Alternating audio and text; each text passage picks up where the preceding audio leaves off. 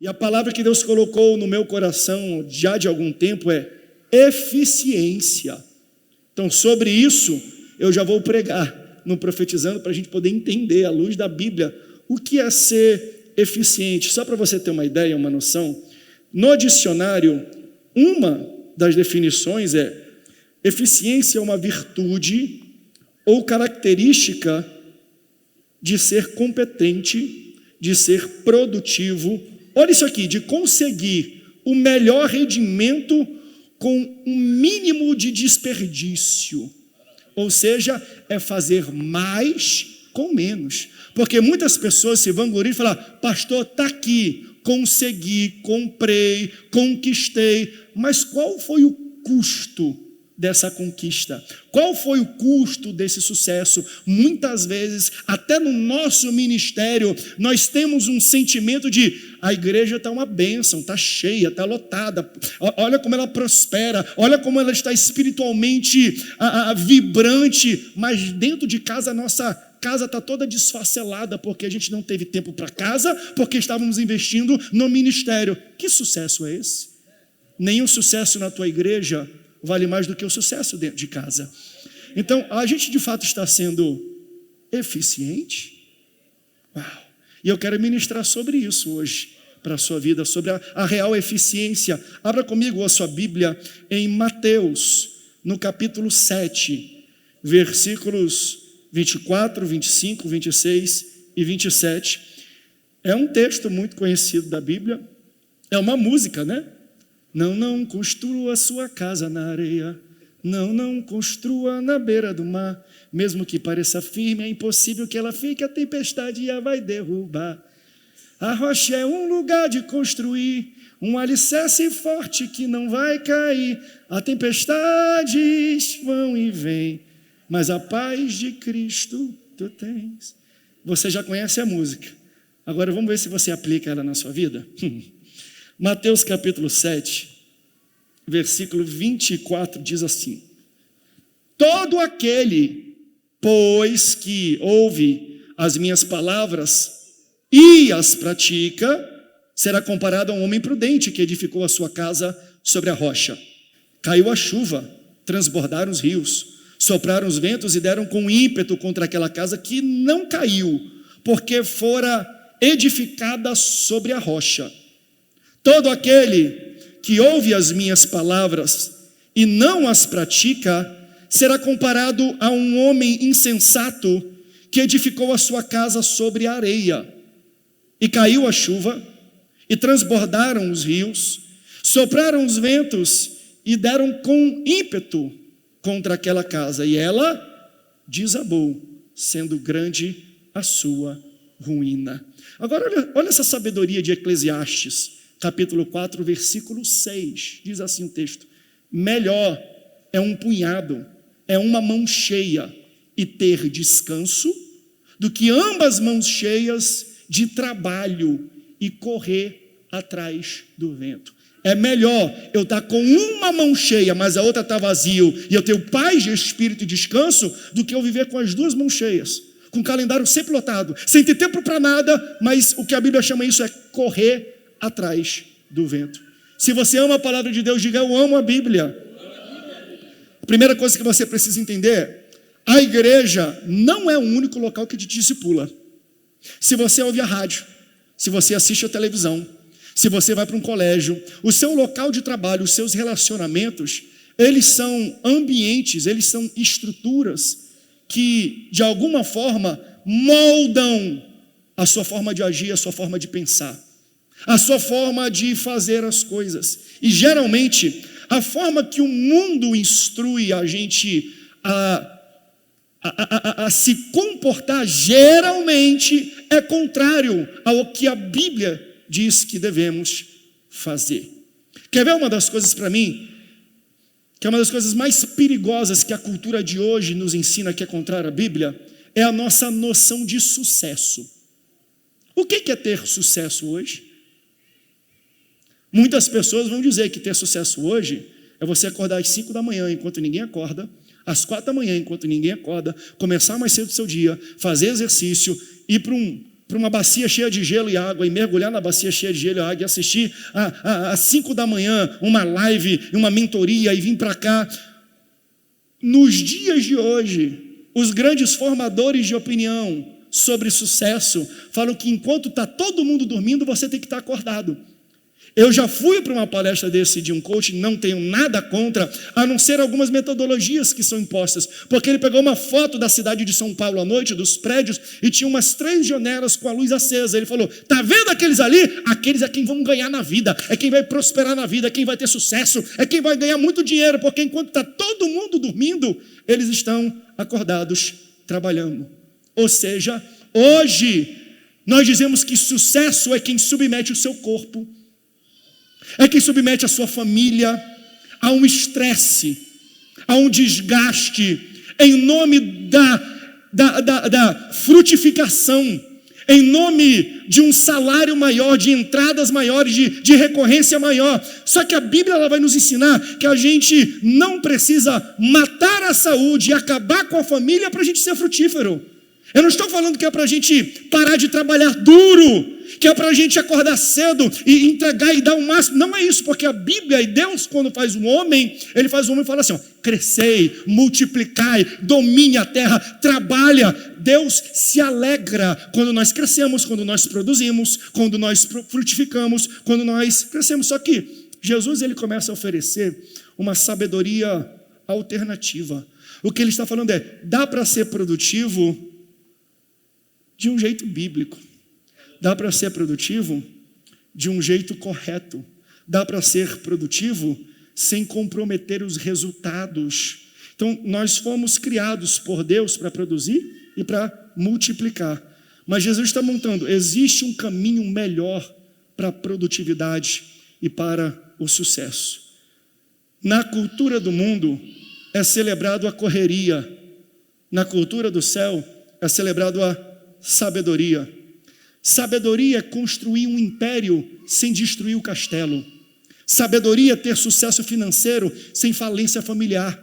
Porque você pode ter tudo que Deus te prometeu e conseguir dormir à noite. Você pode ter tudo aquilo que Deus te prometeu e ter uma família abençoada. Você pode ter tudo aquilo que Deus prometeu para a sua vida e ter saúde, ser um pai presente e ser uma mãe presente. Mas pastor, eu sou empreendedor, eu sou obstinado às minhas ideias, sabe? Os meus ideais são de crescer muito. Você pode ter grandes ideais, mas cuidado para os seus ideais não estarem ancorados não na rocha que a Bíblia diz, mas na areia que o mundo oferece. Qual é a base que o mundo oferece e que a Bíblia oferece?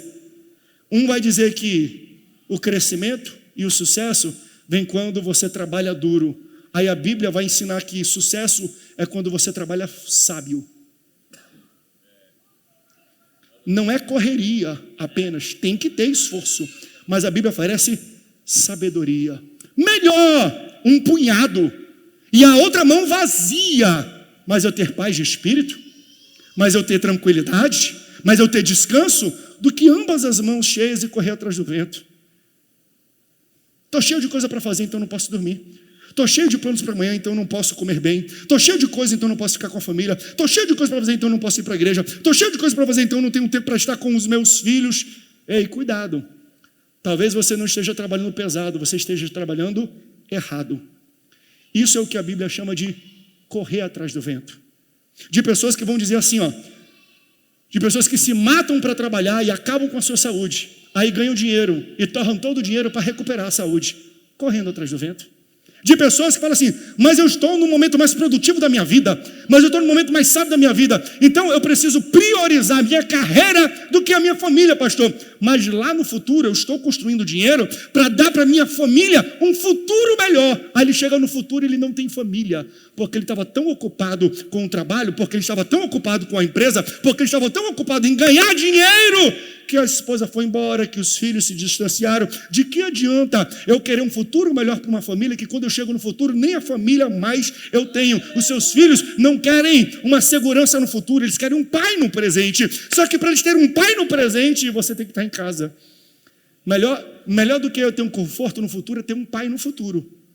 Mas para você ser um pai no futuro, uma mãe no futuro, você precisa ser um pai presente no presente. E a Bíblia vai começar a falar isso. Tem como, gente? Tem como ganhar dinheiro? Tem como ser próspero? Tem como ter uma tranquilidade financeira? Mas você precisa ter margem. Mas você precisa ter tempo para a família. Eu estou pregando isso principalmente para líderes e pastores aqui. Quantas pessoas, quantas famílias não foram à falência por causa do empenho no ministério? E lá dentro de casa, que é o ministério principal, está em ruínas. Por quê? Porque a gente construiu uma igreja saudável, mas uma família doente. Estamos correndo atrás do vento. O que Jesus nos oferece é uma alternativa. Olha o que Eclesiastes vai adicionar no capítulo 10, versículo 10. Se o machado está cego, sua lâmina não foi afiada, e é preciso golpear com mais força, mas agir com sabedoria assegura o sucesso. Está entendendo isso? Olha o que Salomão vai dizer. Quando o machado está cego, você vai precisar trabalhar mais, se esforçar mais e botar mais energia para ter um resultado. Logo, o oposto também é verdade. Se o machado está afiado, eu preciso de menos esforço para ter o mesmo resultado. Se eu tomar tempo para afiar o meu machado, eu consigo produzir mais com menos esforço. E isso não é preguiça, isso é sabedoria. Preguiça é falta de vontade de trabalhar. E sabedoria é achar a maneira correta de trabalhar. Deus está dando para você uma ferramenta e agora está dando instruções. Ele vai nos ensinar no próximo ano como é que nós conseguimos construir um império, mas manter firme o nosso castelo, a nossa casa, o nosso lar, a nossa família. Então, o mundo fala para você trabalhar duro. A Bíblia fala para você trabalhar certo. Precisamos aprender a trabalhar com sabedoria. Quanto mais sabedoria, menos esforço. Quanto mais eu amolo o machado, mais rápido eu consigo derrubar a árvore. Por isso que Jesus vai contar essa parábola. Todo aquele que ouve as minhas palavras e as pratica é comparado a um homem prudente que edifica a sua casa na rocha. Vem chuva, vem sol, não derruba, ela permanece de pé. Mas aquele que não ouve a minha palavra, aquele que ouve a minha palavra, mas não pratica a minha palavra, ele constrói na areia. Vem a chuva, vem o mesmo sol, bate e ela cai, sendo grande a sua ruína. Isso aqui é parte de um sermão que Jesus não conta apenas essa parábola, ele conta 3 parábolas. Primeiro ele fala de um caminho largo e um caminho estreito, e uma porta larga e uma porta pequena. Depois de contar essa parábola dos caminhos, ele vai falar também de 2 árvores. Uma árvore que é frutífera e uma árvore que não é frutífera. E no final, ele vai falar de 2 casas. 2 caminhos, 2 árvores e 2 casas. Essas casas pode ser tudo. Essa casa pode ser a tua casa, a nível de família, de relacionamento. Pode ser o teu ministério. Pode ser o teu trabalho, os teus relacionamentos. Pode ser a igreja. Aplique para a sua vida aquilo que Jesus chama de casa. Porque as 2 casas são construídas, meus irmãos, e elas são iguais. Por fora, ninguém consegue dizer qual é a diferença de uma casa para outra. Se eu olho de fora, se eu analiso de fora, eu falo, as 2 casas estão bonitas, as 2 casas estão bem construídas, elas estão bem pintadas, olha como elas estão bem acabadas e finalizadas. Então, qual é a diferença? A gente só percebe a diferença de uma casa para outra quando a crise acontece, quando algum caos acontece, quando chega uma tempestade. Então, por fora, eu não consigo perceber. Eu só vou perceber a diferença das casas quando elas são submetidas a uma tempestade. Então, tempestades acontecem para diferenciar quem está na rocha e quem está na areia. Tempestades vão dizer, não apenas para quem está vendo, mas para quem está dentro. Ou seja, quando eu passo por uma tempestade e eu fico de pé, não é apenas as pessoas de fora que vão falar, está na rocha. Sou eu que vou perceber, rapaz, não é que eu aguentei essa tempestade e eu nem sabia. Eu não sei se você já passou por situações assim, que você passa por uma tempestade e quando acaba a tempestade, está lá você. Uma telha foi embora, a porta também acabou, a tinta está toda rasurada, mas você permanece de pé. Nem você acreditava, nem você sabia na resiliência, na força que você tinha. Se você já passou por isso, parabéns, você está construído na rocha. A rocha denuncia para quem está de fora onde você está, mas denuncia para dentro. Onde é que eu estou? Se você está aqui hoje nesse culto, só você sabe o que você passou nessa vida. Só você sabe o que aconteceu no ano de 2024. Mas olha você dando glória a Deus, dando aleluia. Eu não sei se você percebeu, existem pessoas que passaram pela mesma situação que você passou. Desviou, foi para o mundão, desistiu de algumas coisas, mas você não, porque é isso que acontece com uma casa que está construída na rocha. Vem tempestade, vem vento, mas você está de pé. Então, tempestades vão denunciar quem está firmado na rocha e quem não está.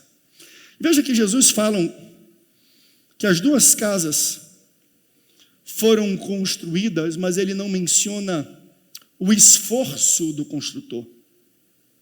Porque para construir as duas casas, empenhado o mesmo esforço. Ele olha, as duas têm telhado, telhado é telhado. As duas têm piso, as duas têm porta, as duas têm tinta, as duas têm calha. Ele está vendo de fora, e quem olha de fora não consegue necessariamente determinar quem se esforçou mais ou não. Então, quando Jesus faz a comparação da casa na rocha e da casa na areia, o que ele quer denunciar não é quão difícil foi para construir, porque a diferença não está no esforço do construtor, está no local onde foi construído. O que Jesus quer trazer para a nossa análise não é o quão empenhado, quão duro você trabalhou, mas onde você decidiu trabalhar. Não foi o esforço, foi a localidade, não foi a correria, foi a sabedoria. Uma casa ficou de pé, não pelo trabalho ou esforço do construtor, mas por causa da sabedoria dele. O outro não é preguiçoso, ele construiu também uma casa, só que ele não se preocupou com a fundação, ele não se preocupou com os fundamentos, e o que foi determinante para o resultado final não foi a ética de trabalho, e não foi o esforço, não foi a correria, foi a sabedoria. Por quê? Porque ele amolou antes, falou assim, antes de começar a construção, deixa eu entender se o solo é bom, deixa eu entender se ele é firme. Não é só sair trabalhando por aí não, é perguntar direcionamento de Deus. Senhor, onde é que eu tenho que empenhar o meu esforço? Aleluia, Deus está dando aqui sabedoria, Deus está instruindo pessoas. Gente, não é só sobre o esforço. Os dois se esforçaram da mesma forma, mas uma casa caiu, não por causa da falta de esforço, mas por causa da falta de sabedoria. E a gente vai ter a tendência de falar, é isso que acontece para quem é crente e quem não é, né, pastor? Quem tem a casa na rocha é porque é crente e está na igreja. Quem tem a casa na areia é porque está no mundo. Não. O critério e a abordagem aqui, Jesus não está falando de quem é crente e quem é mundano, não. Jesus está falando de crentes.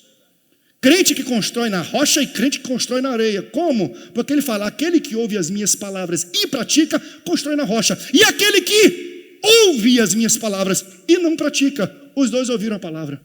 Os dois estavam no culto de terça-feira à noite da região sudeste. Os dois foram domingo, os dois tomaram Santa Ceia. Os dois estavam submetidos às instruções dos pastores. Qual é a diferença de um de outro? Um ouviu e entrou por aqui, saiu por ali. O outro ouviu, entrou por aqui e ele exerceu aqui. Então, o que falta para a igreja hoje, gente, não é falta de informação, é falta de execução. Nosso problema não é mais ignorância. Um dia, até tempos eu estava falando, crente é ignorante, crente não tem nada, crente não sabe de nada. Meu irmão, nós não vivemos mais nessa época não. Todo crente aqui conhece a palavra de Deus. Se você é dessa igreja, você conhece a palavra, porque essa é uma igreja que prega a palavra. Mas o que vai fazer sucesso quando chegarem as tempestades, não é o quão bom a palavra é pregada, é o quão bom você aplica o que é pregado. Porque aquele que ouve e pratica, constrói na rocha. E o que ouve e não pratica, constrói na areia. Não é falta de informação, é falta de execução. Jesus já falou, mas você não praticou. Fala a verdade, nós já sabemos o bastante para vencer. Essa igreja já sabe o bastante para romper. As pessoas dessa igreja já sabem o bastante para abrir porta, já sabem o bastante para conquistar. Por que não abre? Por que não rompe? Por que não abre porta? Não tem a ver com o que é pregado, não é a profecia de inspiração, é aquilo que te dá uma ferramenta e te dá um posicionamento. O que o Senhor Jesus, através da minha boca e o Espírito Santo ministra no seu coração, está na hora de você pegar a ferramenta que está saindo da pregação e aplicá-la. Moisés, o que tu tem na tua mão? Então pega e estende, porque se tu ficar olhando para mim, nada vai acontecer. Diga ao povo que marche, vai requerer uma atitude de vocês.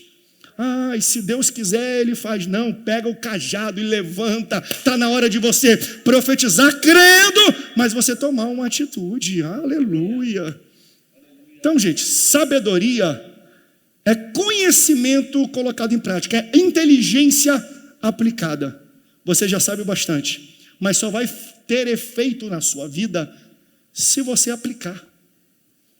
A igreja sede, esse aqui é o texto que eu mais uso, porque para mim essa é a importância do texto, é quando Jesus lava os pés, e no final Jesus fala, agora que vocês sabem estas coisas, bem-aventurados sois, se as praticardes.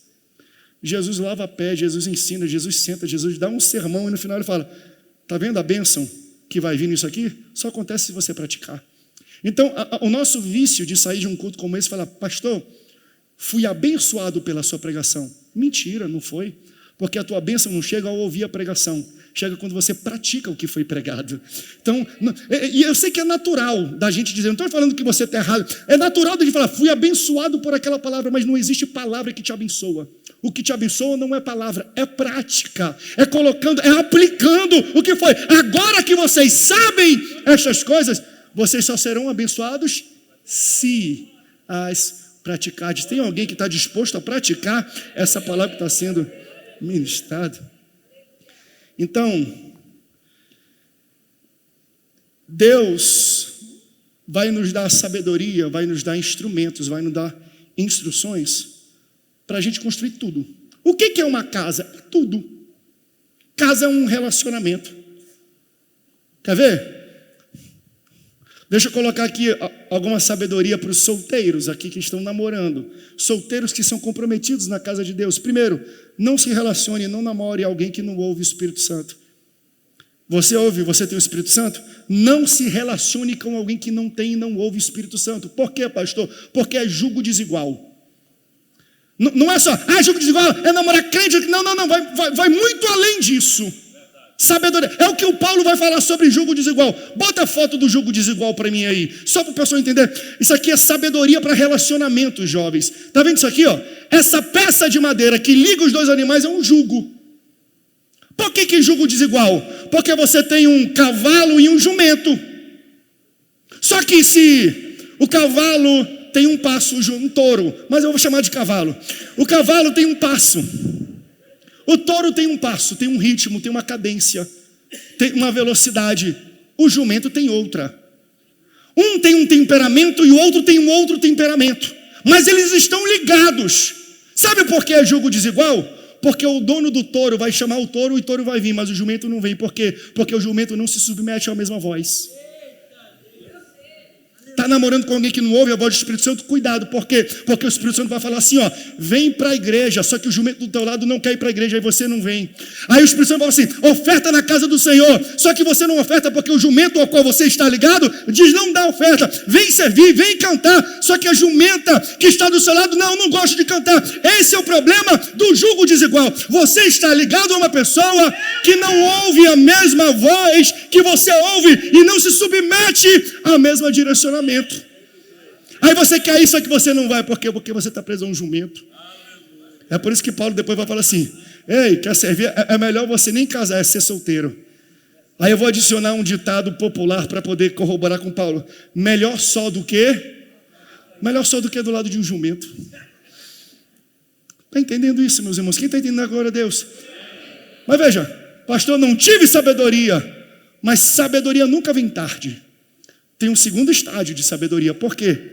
Porque uma vez que você descobre que você está em jogo desigual, entra a sabedoria para falar, e agora? O que você vai fazer?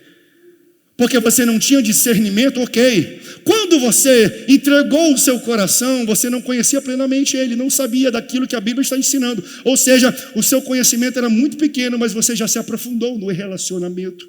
E agora, aí a sabedoria vai entrar como uma espada para falar: você que vai decidir.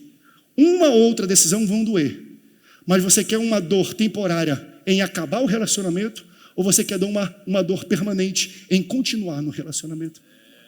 Jovem que está namorando, se essa pessoa não tem o Espírito Santo, não ouve o Espírito Santo, acaba este relacionamento, porque senão você estará em julgo desigual. Aí vem o jovem, às vezes com o cara do pastor, muito dura essa palavra. Por quê? Porque eu vou levar ele para a igreja, né? Assim, eu vou evangelizar. Quando um jovem ou uma jovem vem falar isso para mim, eu falo assim, ó, sinceramente, eu não sei qual dos dois é o jumento da relação. Sabedoria. Porque eu estou construindo um relacionamento na rocha ou um relacionamento na areia. Quem está entendendo pode glorificar um pouco? Então a sabedoria, ela vai me ajudando em todos os passos da minha vida. Paulo vai falar sobre guerra espiritual. Lá em 2 aos Coríntios, capítulo 10, versículo 5, olha o nível que ele eleva o que é guerra espiritual e como entra a sabedoria. Ele fala assim, ó, destruímos argumentos e toda a pretensão que se levanta contra o conhecimento de Deus e levamos cativo todo pensamento para torná-lo obediente a Cristo. O que ele está te ensinando? Sabedoria.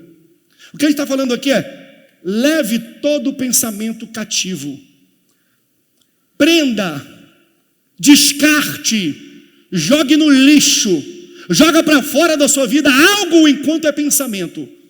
Por quê? Porque se você ficar pensando muito de pensamento, daqui vem para cá e se torna sentimento. E sentimento é muito mais difícil de guerrear. É muito mais difícil de você arrancar um sentimento do que um pensamento. E se ficar muito tempo como sentimento, daqui vem para cá, se torna comportamento. Ou você acha que muitas das mazelas que a gente vive hoje sobre questões de gênero e tudo, vem da onde? Vem de um pensamento que não foi lutado e não foi colocado no cativeiro. De pensamento se tornou um sentimento. Ah, eu me sinto assim, eu me enxergo assim, eu olho assim. E daqui se tornou um comportamento. Comportamento é difícil demais de libertar, mas o nosso Deus, Ele tem todo o poder para libertar. Mas Paulo está ensinando, sabedoria pode ser aplicada em qualquer um desses passos. Quanto antes, melhor. Que Deus capacite a nossa igreja, que Deus nos prepara para no ano de 2025, a gente não apenas saber trabalhar com a mão, mas a gente pensar antes, onde é que eu estou me metendo? Com quem eu estou me relacionando? Onde é que eu vou começar a minha construção? Onde é que eu vou colocar o meu depósito de sentimento? Deixa eu falar uma coisa para vocês. Uma das coisas que mais mudou a minha visão de igreja foi a pandemia. Porque na pandemia, no final, e as pessoas iam retornando da pandemia, vendo na televisão, a igreja cresceu muito. A gente estava no centro de convenções ainda. Inúmeras famílias que vieram de outros ministérios, quando eu digo outros ministérios, sem ser Assembleia de Deus, de igrejas apostólicas, de igrejas de cunho profético. Quando eles vinham, perguntavam, vem aqui, o que te fez vir para a Bleia?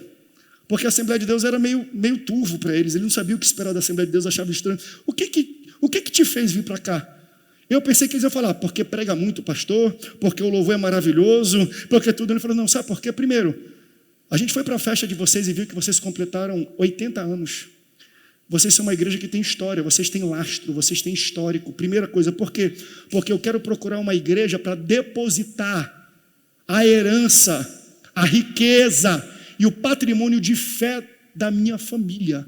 Eles enxergam a fé como um patrimônio. Assim como alguém que tem muito dinheiro e fala assim, eu estou com milhões de reais aqui, eu vou investir onde?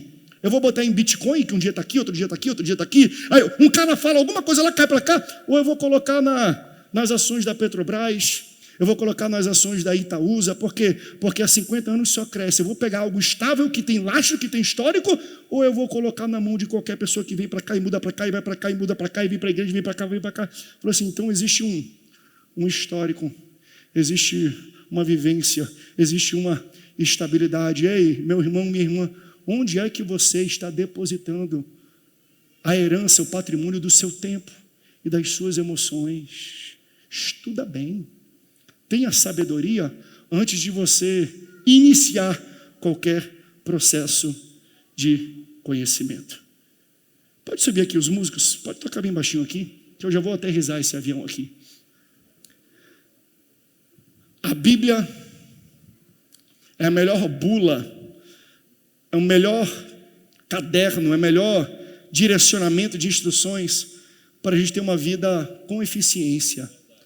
É ela que amola o nosso machado para a gente ter mais resultado com menos esforço. Novamente, ter mais resultado com menos esforço não aponta para a preguiça. A preguiça é não gostar de trabalhar. Eficiência é trabalhar da maneira correta. O Espírito Santo, a palavra de Deus, vai instruir a nossa igreja para ser eficiente em todas as áreas que ela está inserida. Como fala a igreja, não é a união só de pessoas, é você na área onde você está, lá na empresa, lá no colégio onde você está. A sabedoria sobrenatural do Espírito Santo vai te mostrar quem são as pessoas que você deve se atrelar, quem são as pessoas que você deve conversar, para você chegar mais longe em menos tempo. Eficiência. Então, gente, nem sempre é sobre trabalhar pesado, mas trabalhar com sabedoria. As duas casas foram construídas, uma na rocha e outra na areia, mas perceba que quando Jesus vai contar a parábola, ele fala de uma tempestade, e ele cita primeiro a casa que está na rocha, ou seja, a tempestade assola, ataca, impacta primeiro quem está na rocha. Porque a nossa impressão é, eu estou na igreja, eu estou em Jesus, eu estou na rocha, nada vai acontecer comigo. Se prepara, você vai ser o primeiro a receber uma tempestade. Então, estar na rocha não te impede de viver crise. Estar na rocha não vai te isentar de tempestade, mas vai te tornar a prova dela.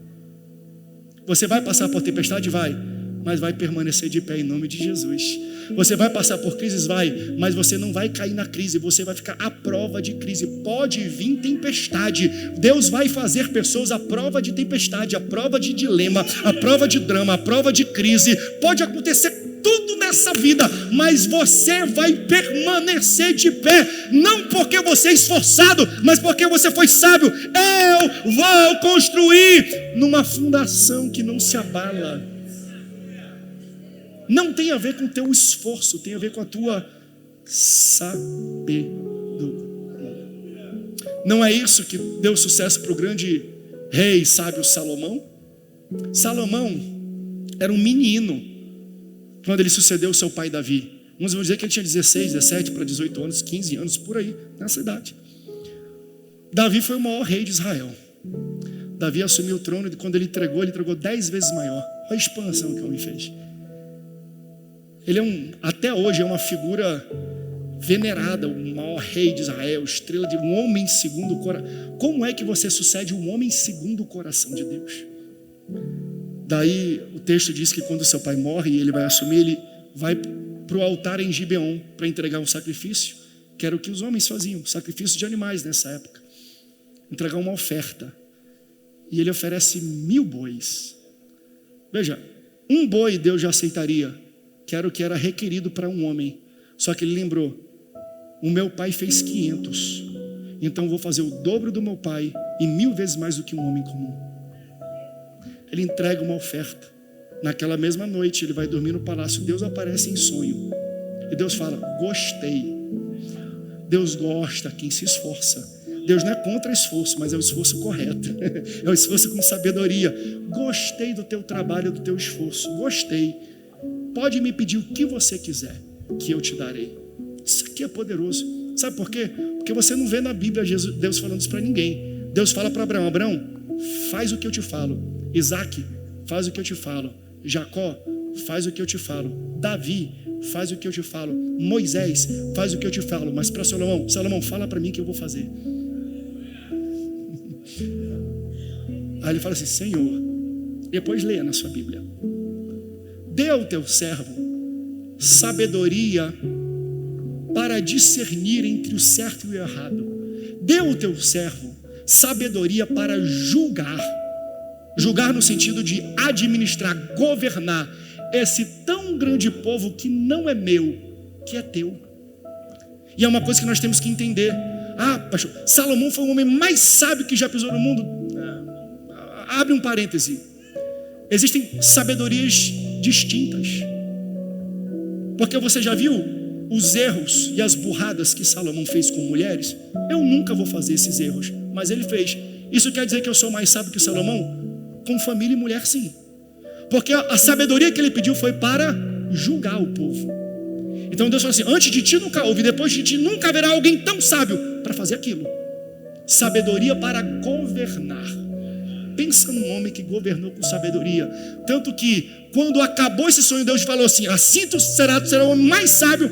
Ele sobe de novo em Gibeon e entrega mais 1000 holocaustos em sacrifício ao Senhor. Ele desce, aí vem 2 prostitutas na frente de todo mundo.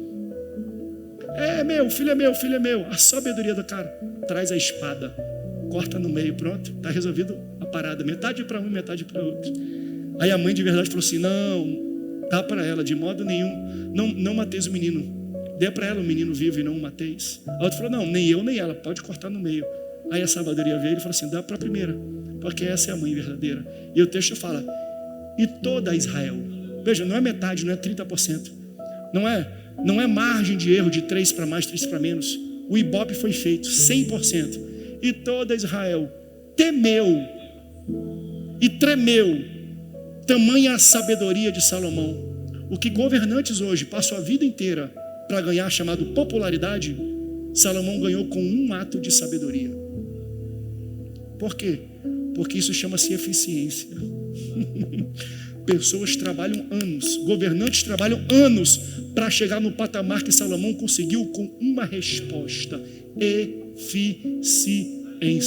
Se você amola o machado, se você se sacrifica para Deus, veja, tem que se sacrificar na terra sim, mas se sacrifica para Deus um pouco. Jesus toda noite orava para o Pai, de madrugada, tanto que os discípulos oravam e falaram assim: impressionante, porque quando ele desce nas cidades, nos mercados, nas casas, sai demônio, levanta paralítico, ouve surdo, olha cego, ele toca nas pessoas, ele fala, e o milagre é instantâneo. Mas a gente não, a gente fica sai, em nome de Jesus, sai, e não sai.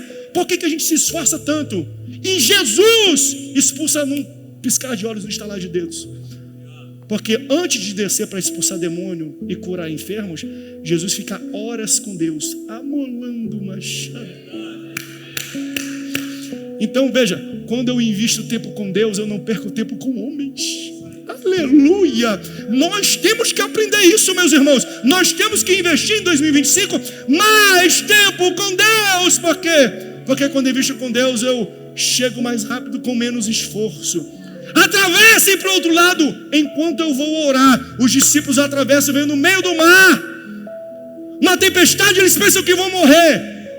Na madrugada, Jesus aparece andando sobre as águas. Veja, eles começaram a navegar horas antes de Jesus. E no meio da noite, Jesus apareceu do lado deles. Não é porque saíram na sua frente que vão chegar na sua frente. Então veja, eles estavam se matando de tanto remar. Então, o que os outros precisam se esforçar muito e remar muito, Deus vai te fazer chegar andando.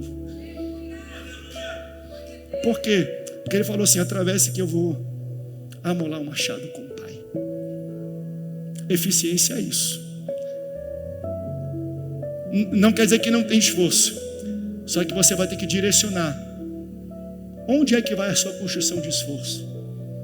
Vai na terra ou vai na rocha?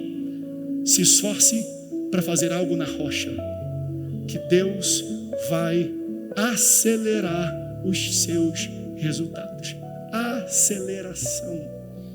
Mais com menos é o que Deus tem para a tua vida, para a tua casa, para os teus negócios, para os teus projetos no ano de 2025. E se eu estou pregando e profetizando isso para você, Deus já colocou uma ferramenta. Eu estou dando algumas instruções. Você sabe qual é a ferramenta que Deus colocou na sua mão? Então ele manda dizer: amola, te prepara. Como eu vou amolar? Eu dei para você pelo menos 5 exemplos de como você pode amolar, mas a maioria deles é o quê? Investe um pouco de tempo com Deus. que eu não consigo fazer isso? Os discípulos não conseguiam expulsar o demônio daquele rapaz. Na transfiguração desceu, eu levei o meu filho aos teus discípulos, não expulsaram. Raça incrédula e perversa. Essa casta só sai com nós vamos começar 2025 fazendo jejum de 21 dias. 21 dias amolando o machado. 21 dias amolando o machado. Meu irmão, quando a gente sair desse jejum, sai da frente. Só vai ter crente com facão, só vai ter crente com foice, só vai ter crente com peixe. Mas pensa num negócio amolado. Quando tu abrir a tua boca, o demônio vai sair correndo. Por quê? Porque você amolou o machado. Entendeu por que nós fazemos 21 dias logo no início? Porque a gente tem que começar um ano amolando. Profetizando 2025 é Deus te dando a ferramenta e a instrução. Só que você tem que amolar a ferramenta. Quando você amola essa ferramenta, você vai chegar mais longe, mais rápido e com menos esforço. Se você recebe essa palavra, fique de pé comigo aqui nesse local. Aleluia. Pode subir aqui, louvor. Eu quero cantar. Vamos amolar machado aqui. Aleluia. Louvado seja o nome do Senhor.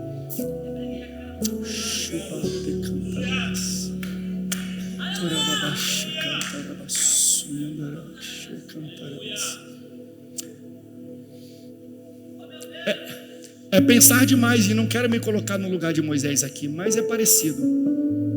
Existe um mar na tua frente, existe uma separação de uma margem para outra, que é uma passagem de ano. E você, como é que vai ser? Está difícil. Deus me trouxe aqui, porque Ele me deu uma ferramenta. E eu sei qual é a ferramenta que Deus me deu. E eu estou usando essa ferramenta com você. Ele manda dizer, marcha. Mas eu não vou só pregar palavras que te inspiram. Isso aí, ok, mas você saiu com alguma ferramenta na mão? Você saiu com alguma instrução de como usa essa ferramenta? Se você hoje não recebeu uma ferramenta da parte do Senhor e nenhuma instrução, eu falhei em profetizar. Profecia não são apenas palavras de inspiração. Profecia é quando nós provocamos que você entenda qual é a ferramenta que Deus te colocou e qual a instrução que Ele te deu. Amola essa ferramenta, amola, busca em Deus estratégias, busca em oração e jejum, oração e jejum. Jesus faz assim, expulsa aquele demônio, porque quem investe tempo com Deus não perde tempo com demônio, não perde tempo com o inferno, não perde tempo com homens. Contratos que demoraram tanto e não saíram nesse ano, amola o machado antes de entrar naquela reunião, que você vai ver a velocidade que esse contrato, que essa venda vai acontecer. Você vai, gente, é impressionante, é espiritual, é espiritual. Tempestades são espirituais. Jesus estava com os discípulos no barco, dormindo. Essa é outra tempestade. Os discípulos acordam. Tu não te importa que a gente venha morrer aqui? Jesus acalma, falando, aquieta-te, vento, acalma-te, mar. Aquieta-te, vento. Esse termo ele usa para expulsar um demônio na sinagoga. Por que ele usa o mesmo termo para expulsar um demônio, pastor, e acalmar uma tempestade? Porque muitas tempestades são espirituais. Ele estava indo para Gadara e lá tinha um endemoniado, 6.000 demônios, uma legião, que o cara se jogava no fogo, se jogava na água, se cortava. Ele ficava no meio dos túmulos, ninguém conseguia controlar aquele camarada. Jesus estava indo para lá. Aí os discípulos, quando ele acalmou o mar, os discípulos falaram, quem é esse? Que até o vento e o mar obedecem. Eles não sabiam a resposta. Continuando depois do texto. Aí eles atravessaram e chegaram em Gadara. Quando Jesus pisou na margem, 6.000 demônios, uma legião dentro do corpo de um homem, foi até Jesus, se ajoelhou, e 6.000 demônios falaram, o que tu queres comigo? Jesus Cristo, o Filho do Deus vivo. A resposta que os discípulos não sabiam, quem é esse que até o vento e o mar obedecem? Estava na ponta da língua de 6.000 demônios. O que queres comigo? Jesus Cristo, Filho do Deus vivo. Se amolar machado, eu não preciso, eu posso pisar nesse lugar e o mundo espiritual começa a se mover, coisas começam a acontecer. Na sua empresa vai ser assim, amola o machado e pisa lá, Você pode estar no pior horário, no pior dia, vai bater meta de venda, vai ser quem mais ganha bônus, vai ser quem mais se destaca. Por quê? Porque existem coisas que são espirituais, e para guerra espiritual, instrumento humano não funciona. Tem que ser instrumento espiritual que o Espírito Santo está depositando na mão de pessoas. Que noite profética, eu sinto uma noite profética extraordinária. Recebe essa ferramenta, meu irmão, recebe esse instrumento, recebe essa instrução, toma posse disso e toma uma atitude.